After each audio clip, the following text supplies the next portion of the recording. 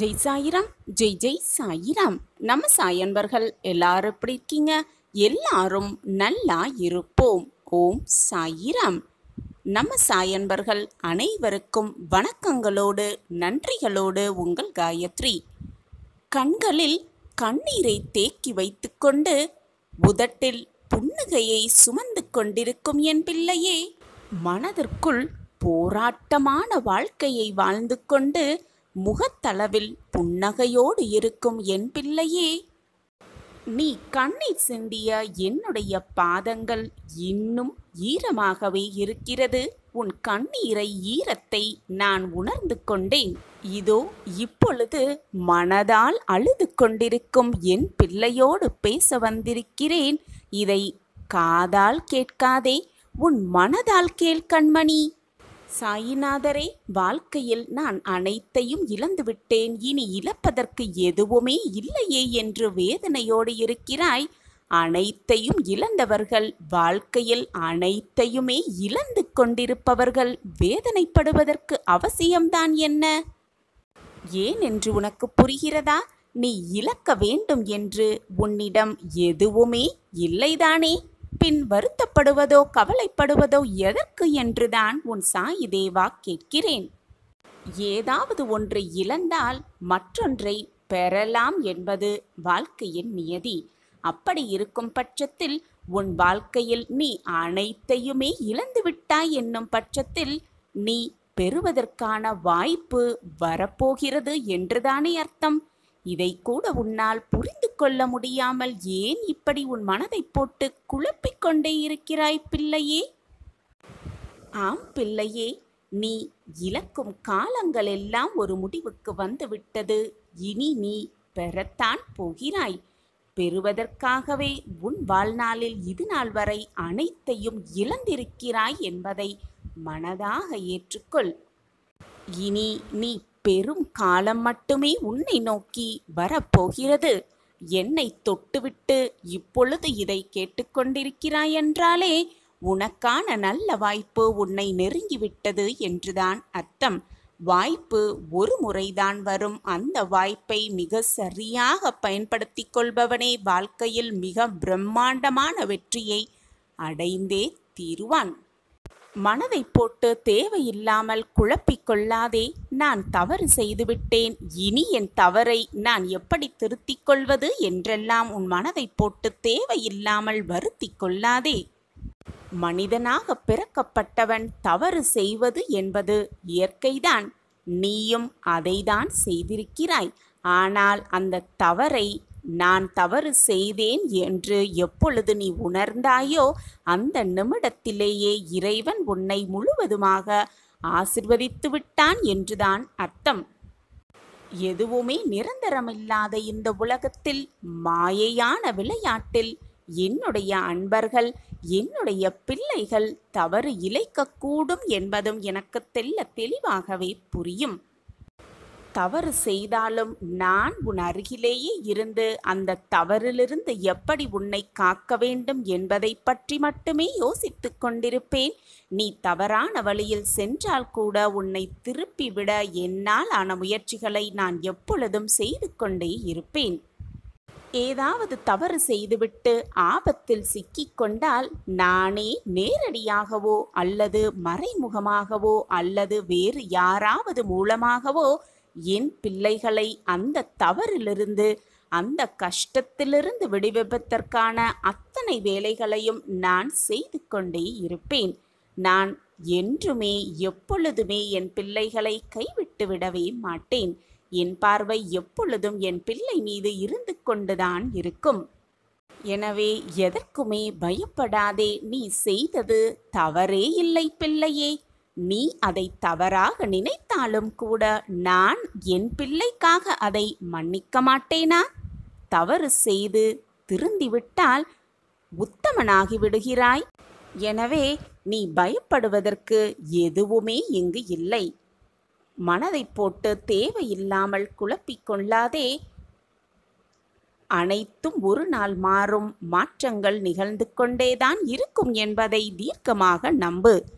உனக்கான ஒரு விஷயம் தாமதமாக நடக்கிறது என்றால் அது உனக்கான நிறைவான விஷயமாய் மாறப்போகிறது என்றுதான் அர்த்தம். உன்னை நான் அதிகமாக சோதிப்பேனே தவிர நிச்சயமாக ஒருபோதும் கைவிட மாட்டேன் என்பதுதான் உண்மையிலும் உண்மை. உன் சாயப்பா உன்னோடு இருக்கும் பொழுது உன் மனதில் தேவையில்லாத குழப்பமோ வருத்தமோ வேண்டவே வேண்டாம். உனது மனம் வருந்தினாலே போதும். உன் மனதிற்கு வருத்தத்தை உண்டு பண்ணியவர்களுக்கான தண்டனையை காலம் கொடுத்தே தீரும். எல்லாமே உடனுக்குடன் நடக்க வேண்டும் என்று நினைத்தால் நான் என்னதான் செய்ய முடியும் என் பிள்ளையே? கலங்காதே. நீ நடக்காது என்று நினைத்த காரியத்தையும் நான் மிக சுலபமாக நடத்தி முடிப்பேன். எப்பொழுது சாயிநாதரே எனது துயரங்கள் தீரப்போகிறது? இன்னும் எத்தனை காலம்தான் நான் காத்திருக்க வேண்டும் என்று உன் மனம் வாடுகிறது இல்லையா?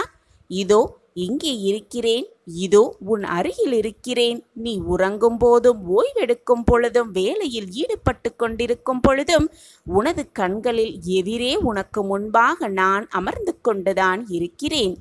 திரும்பும் திசையெல்லாம் நான் உன்னோடு இருந்து கொண்டுதான் இருக்கிறேன். நீ காண்கின்ற ஒவ்வொரு ஜீவராசிகளின் வடிவிலும் நான் உன்னை சூழ்ந்து கொண்டுதான் இருக்கிறேன். ஏன் உன்னுள் இருக்கிறேன், நிழலாக தொடர்ந்து கொண்டும் இருக்கிறேன். என்னுடைய குரல் உன் செவிகளில் கேட்கத்தான் போகிறது. ஆம் பிள்ளையே, எனது அன்பு செல்வமே, எனது அற்புதமான குரல் உன் செவிகளில் கேட்கப் போகிறது. அப்போது நான் உன்னுடன் இருப்பதை உணர்ந்து கொள்வாய். எனது குரல் மீண்டும் கேட்கும் தருணத்தில் என்னை முழுவதுமாக புரிந்து கொள்வாய். நான் இருக்கிறேன். எப்பொழுதுமே என்னுடைய உருவம் உன் பின்னால் நிழலாக எப்பொழுதும் உனக்கு துணையாக வந்து கொண்டே இருக்கும். எது உன்னை துன்புறுத்தினாலும் கவலைப்படாமல் இரு. எது வந்தாலும் எதிர்த்து நின்று போராடு. எதுவும் என்னை மீறி நடக்காது என்பதை தீர்க்கமாக நம்பு. அனைத்தும் நன்மைக்கே நடப்பது, எல்லாம் நன்மைக்கே என்பதை தீர்க்கமாக நம்பு. எது வந்தாலும் சகித்து கொள்ள முயற்சி செய். எனது தாமரை பாதங்களில் அனைத்தையும் சமர்ப்பித்துவிடு. எதுவுமே இங்கு நிரந்தரமே இல்லை. எல்லாம் ஒரு நாள் மாறும். மாறிதான் தீர வேண்டும். காலம் அந்த மாற்றத்தை கொடுக்கும். என்னை நம்பி வந்த உன்னை எத்தனை ஜென்மங்கள் எடுத்தாலும் நான் தாங்கி நின்று கொண்டே இருப்பேன். ஆரம்பத்தில் என்னை நிராகரித்து உன் மனப்போன போக்கில் சென்றாய். கடமையே என்று என்னை பூஜித்தும் வந்தாய். ஆனால் காலங்கள் பல கடந்து பலமுறை அற்புதங்களை நிகழ்த்தி என்னை நீ புரிந்து கொள்ள வைத்தேன். நினைத்துப்பார், எப்படி எப்படியோ வாழ்க்கையை நகர்த்தி கொண்டு வந்தாயல்லவா? ஓடிக்கொண்டும் இருந்தாயல்லவா? கீழே விழுந்த உன்னை எனது கரம் கொண்டு நான் இழுத்து வந்திருக்கிறேன். நீ எத்தனை முறை விழுந்தாலும் தோற்றதாக அர்த்தமே கிடையாது. ஜெயித்து கொண்டு வந்திருக்கிறாய் என்றுதான் அர்த்தம். இதை முதலில் நினைவில் வைத்துக்கொள். மறவாமல் நினைவில் வைத்துக்கொள். பல பேர் வாழ்க்கையை வாழ்வதற்கு தைரியம் இல்லாமல் இன்றும் பல துயரங்களை அனுபவித்து கொண்டுதான் வருகின்றனர்.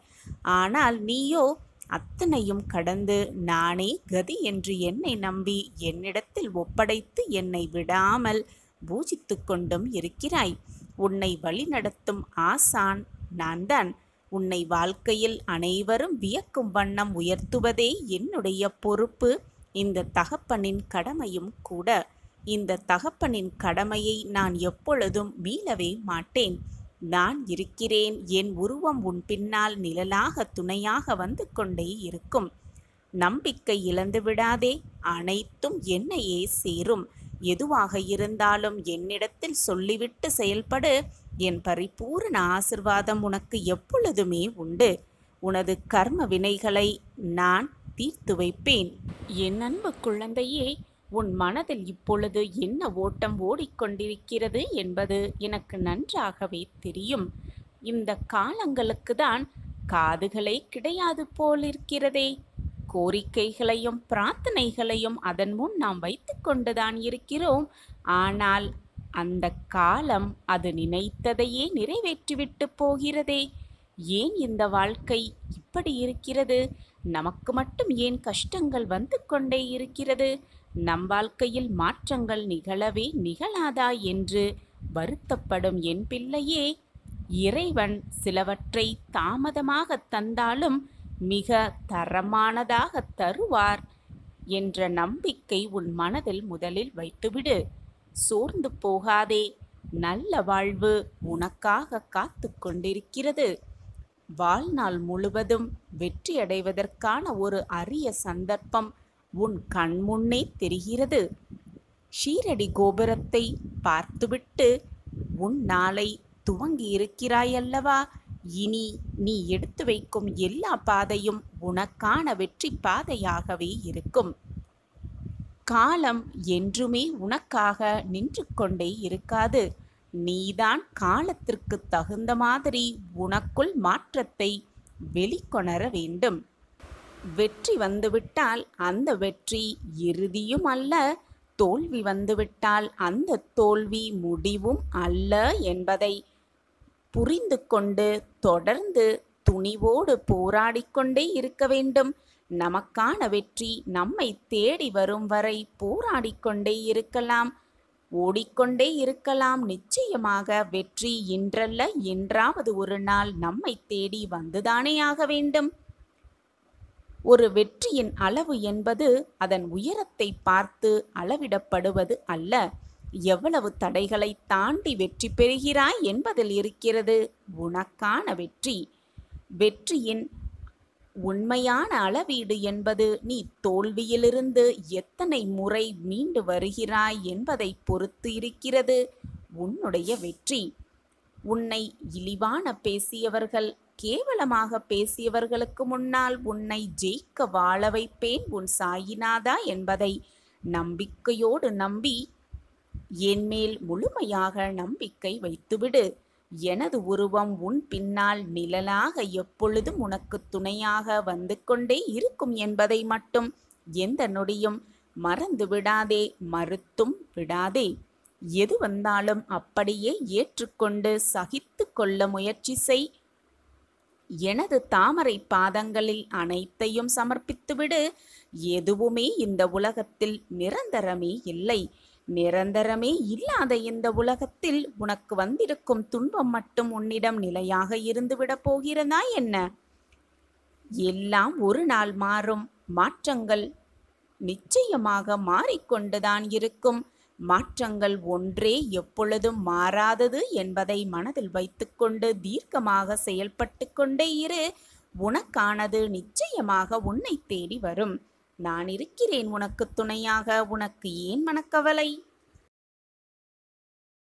உனக்கு வரும் கஷ்டங்களும் பிரச்சனைகளும் கடந்து போய்கொண்டுதான் இருக்கும். அந்த வானத்தில் இருக்கும் மேகம் போல உன்னுடைய கஷ்டத்தையும் போராட்டத்தையும் வேதனையையும் உன் மனதிலேயே போட்டு அழுத்தி அழுத்தி சுமக்காமல், அனைத்தையும் உன் மனதில் போட்டு சுமக்காமல் என்னிடம் என் காலடியில் சமர்ப்பித்துவிடு. உனக்காக நான் அனைத்தையும் தாங்கி உனக்கான நிம்மதியையும் சந்தோஷத்தையும் கொடுக்க நான் காத்து கொண்டிருக்கிறேன். என்னை மறந்துவிட்டு ஏன் இப்படி புலம்பிக் கொண்டே இருக்கிறாய்? என்னுடைய பிள்ளையாகிய நீ நிம்மதியாகவும் சந்தோஷமாகவும் இருக்க வேண்டும் என்பதுதான் என்னுடைய நோக்கமாக இருக்கிறது, என்னுடைய சிந்தனையாகவும் இருக்கிறது. என் பார்வை எப்பொழுதும் உன் மீதுதான் விழுந்துள்ளது.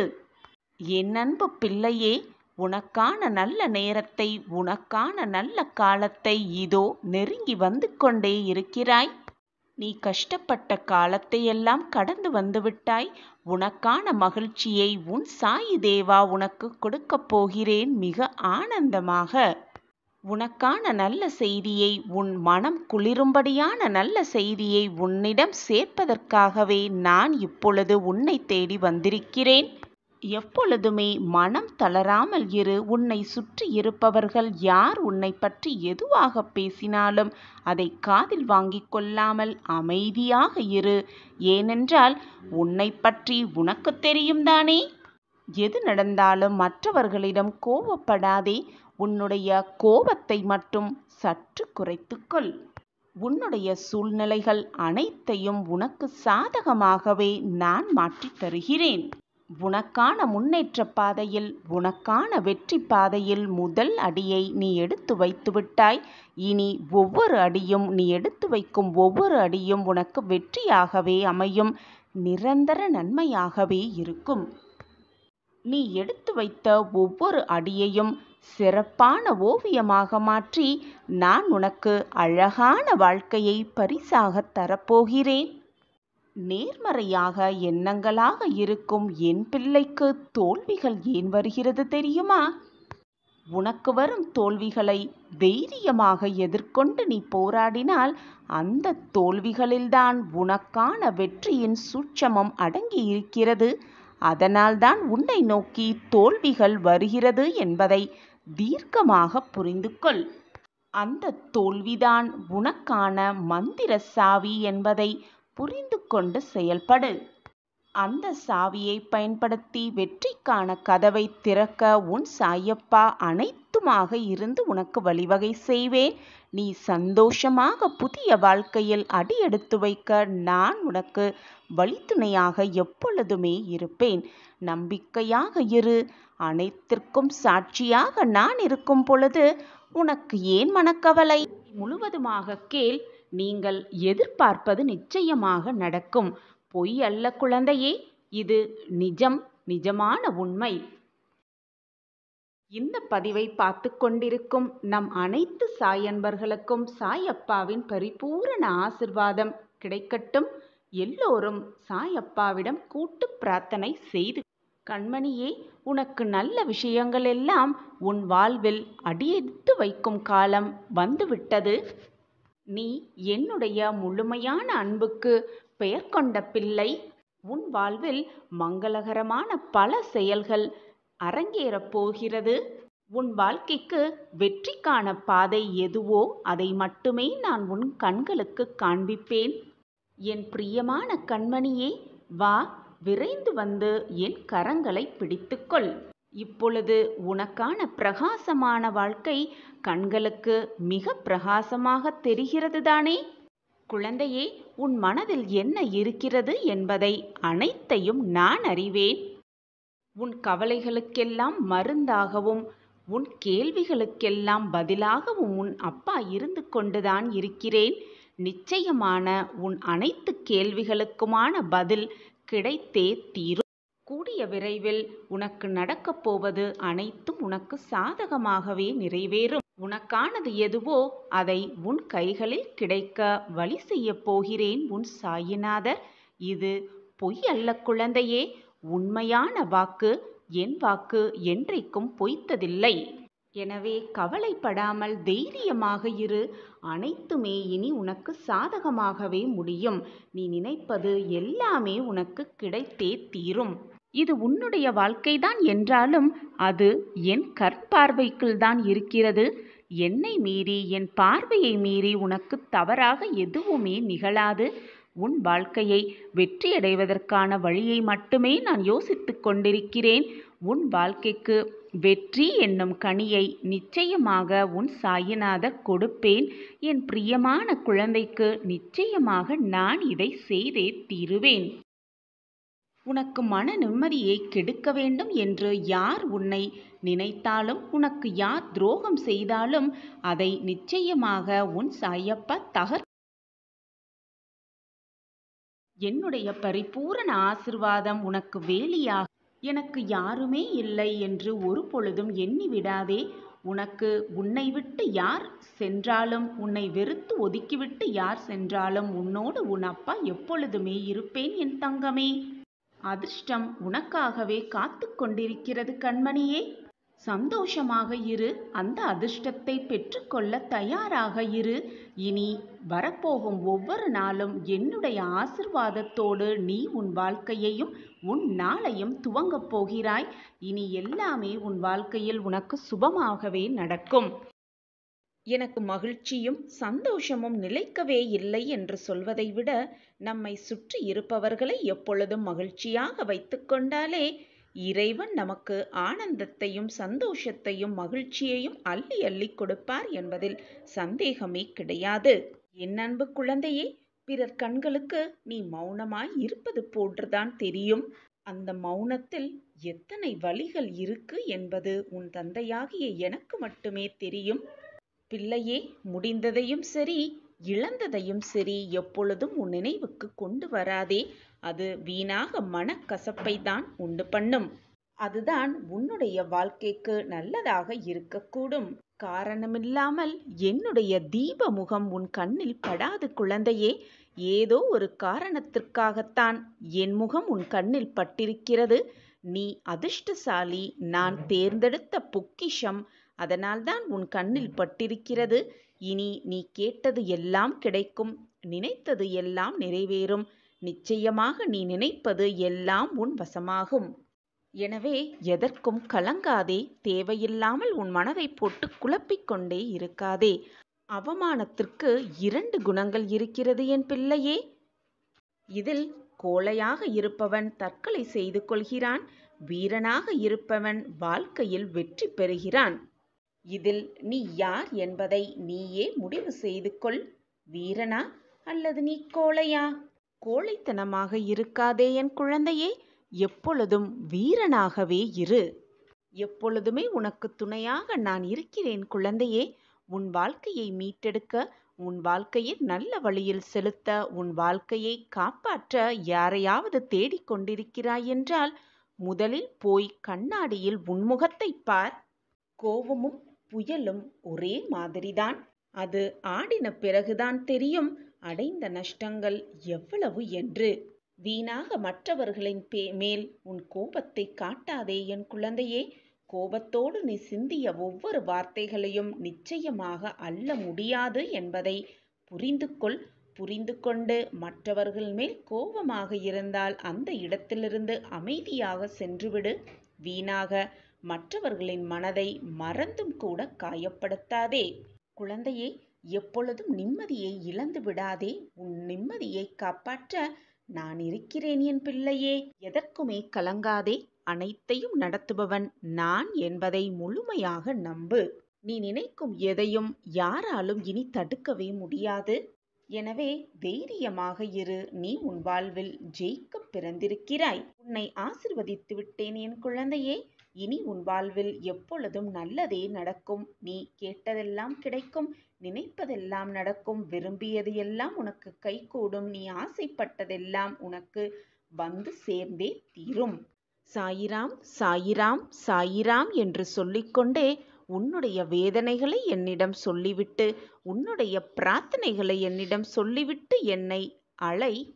ஏதோ ஒரு ரூபத்தில் வந்து சகல சௌபாக்கியங்களையும் நான் உனக்கு வழங்குவேன். சர்வ நிச்சயமாக வழங்குவேன். எதற்குமே கலங்காதே. இது நம் வாழ்வில் நடக்குமா நடக்காதா, கிடைக்குமா கிடைக்காதா என்று ஏன் இந்த மன போராட்டம் உன் மனதில்? நான் நடத்துவேன், அனைத்தையும் நான் கிடைக்க செய்வேன். எல்லாவற்றையும் வீணாக உன் மனதில் கேள்விகளால் போட்டு துருவிக்கொண்டே இருக்காதே. உன்னுடைய நிம்மதிக்காகவும் சந்தோஷத்திற்காகவும் மன ஆறுதலுக்காகவும் போராட நான் இருக்கும் பொழுது வீணாக உன் மனதை போட்டு ஏன் குழப்பிக்கொண்டே இருக்கிறாய்? தைரியமாக இரு. அப்பா நான் இருக்கிறேன் அல்லவா? எதற்குமே கலங்காதே. உன் வாழ்க்கையில் அனைத்தையும் நடத்துபவன் நான் என்பதை தீர்க்கமாக நம்பு. ஆணவத்தோடு இருந்தால் அந்த குணம் உன்னை அனாதையாக்கிவிடும் என் பிள்ளையே. அன்பான வார்த்தைகள்தான் உனக்கு உயர்வை தரும். எனவே அன்பாக இரு. எப்பொழுதும் மற்றவர்கள் மீது பாசத்தை பொழிந்து கொண்டே இரு. தேவையில்லாமல் வருத்திக் கொண்டே இருக்காதே. நீ உன் வாழ்க்கையில் தத்தளித்துக் கொண்டிருக்கிறாய் என்பதை நான் அறிவேன் குழந்தையே. உன்னை என் கரம் கொண்டு இழுத்து பிடித்துக்கொண்டு உன்னை காப்பாற்றிக் கொண்டுதான் இருக்கிறேன். நிச்சயமாக மீட்டு எடுத்தே விடுவேன். உன்னை நல்ல வாழ்க்கையில் கொண்டு கரை சேர்ப்பேன். இன்னும் சில நாட்களில் அனைத்தும் மாறும். நிச்சயமாக மாறும். இது உன் சாயப்பாவின் சத்திய வாக்கேதான். என் வாக்கு என்றாவது பொய்த்ததுண்டா? காரணமே இல்லாமல் என் நாவிலிருந்து சொற்கள் வரவே வராது. நடப்பது எல்லாம் ஏதோ ஒரு காரண காரியத்திற்காகத்தான் நடக்கிறது என்பதை நல்ல விதமாக புரிந்து கொள். காரணமில்லாமல் இந்த உலகத்தில் எதுவுமே நடைபெறாது.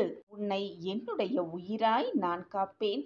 இன்று முதல் உன் வாழ்க்கையில் நீ பட்ட வேதனைகள், துன்பங்கள் எல்லாம் நீங்கி உனக்கு மகிழ்ச்சியும் சந்தோஷமும் இரட்டிப்பாக கிடைக்க வழிவகை செய்வேன் உன் சாயி தேவா. நீ இதுநாள் வரை எதற்காக காத்திருந்தாயோ அந்த விஷயம், அந்த நிகழ்வு உன் வாயிற்கதவை தட்டும் நேரம் நெருங்கிவிட்டது. சாயப்பா எனக்கு எதுவுமே செய்யவில்லை என்று நீ கதறிய நாட்களெல்லாம் முடியும் தருவாயில் நெருங்கிவிட்டது.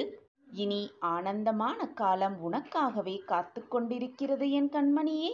காரணமே இல்லாமல் என்னுடைய தீப முகம் உன் கண்ணில் பட்டிருக்காது. ஏதோ ஒரு காரணத்திற்காகத்தான் இந்த பதிவை நீ பார்த்து கொண்டிருக்கிறாய். நீ அதிர்ஷ்டசாலி.